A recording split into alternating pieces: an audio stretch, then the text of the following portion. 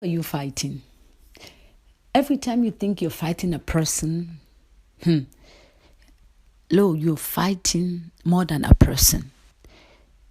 When Joseph and his brothers were trying to kill Joseph, when they were trying to harm Joseph, because they were intimidated by Joseph and his gift and his talent, and they were trying to kill him, the devil behind the scenes saw more than just Joseph. He saw all of Egypt. He saw all the nations around Egypt. He saw Israel, that there was going to come a time of famine. And he wanted those people to perish, to die, because they live on blood. They suck blood. They live off of blood. So when Joseph's brothers were fighting him, they were fighting a person, but the devil was fighting a nation. The devil was fighting nations. The devil was fighting kingdoms. The devil was fighting Israel. The devil was even fighting the brothers, and they didn't even know it. Because God has called Joseph. He had appointed. Joseph had nothing to do with nothing. It all had to do with God's divine orchestration, God's divine planning. Joseph just happened to be the man that God chose to do it. He had no control over it. He had absolutely nothing. It was God's divine orchestration that Joseph was chosen. Who are you fighting? It's my biggest question. Who are you fighting against? Do you think you're fighting a person? The war is bigger than what you see. Don't let the enemy make a fool out of your life. Don't let the enemy make you a scapegoat.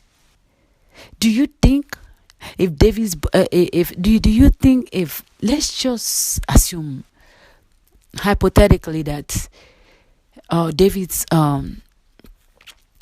Joseph's brothers were successful in killing him, do you think they were just going to go say a little funny repentance prayer, oh God, forgive us this, that, and then God was going to forgive them?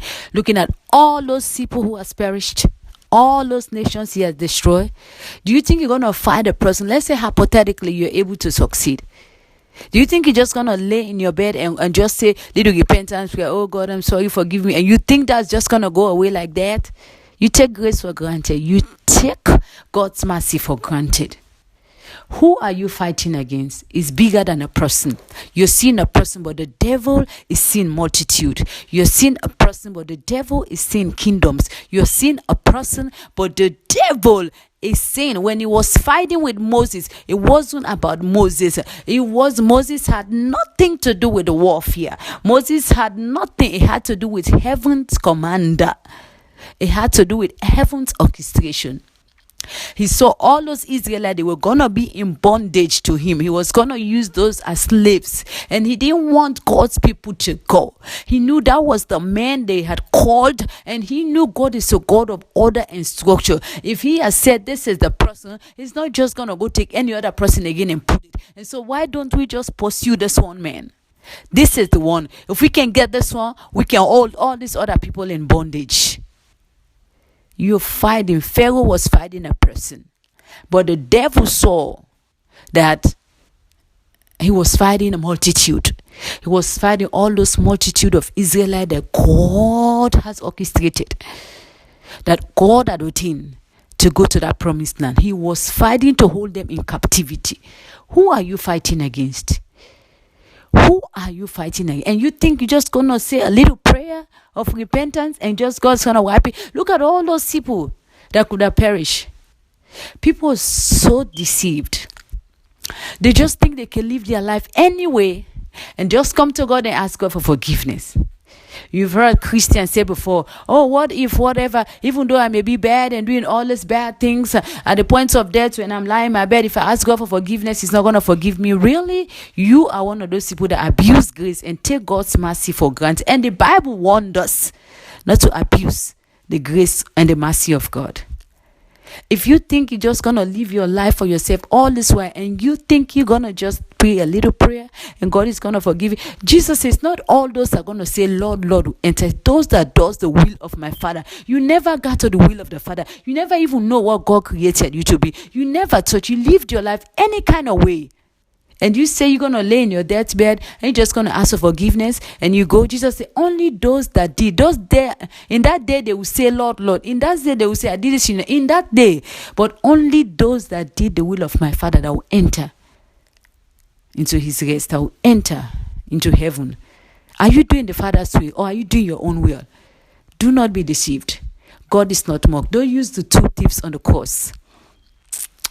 Don't let the enemy deceive you about the 2 thieves on the cross. The 2 thieves, they were totally thieves. They had no business. They had no business with the temple. They had no business as being a Jew or Christian or whatever. They didn't have no relationship with God. They didn't even know God. They were outside of religion, and they were up there at the last hour. And they came to themselves. Do you think somebody who has never heard about Christian, who don't know better, never been to church, whatever, you and that person can commit that same crime, but that person that never knew Christ, that person that never met Christ, will be forgiven, and you, on the other hand, will not be forgiven? Why? Because you knew better. To whom much is given, much is expected. You've been in church all your life, and you think you're just gonna live that way all your life for yourself, and you think you're just gonna ask a little prayer and it's gonna take you to heaven. You're deceived. It ain't gonna work like that. So who are you fighting? And are you deceived?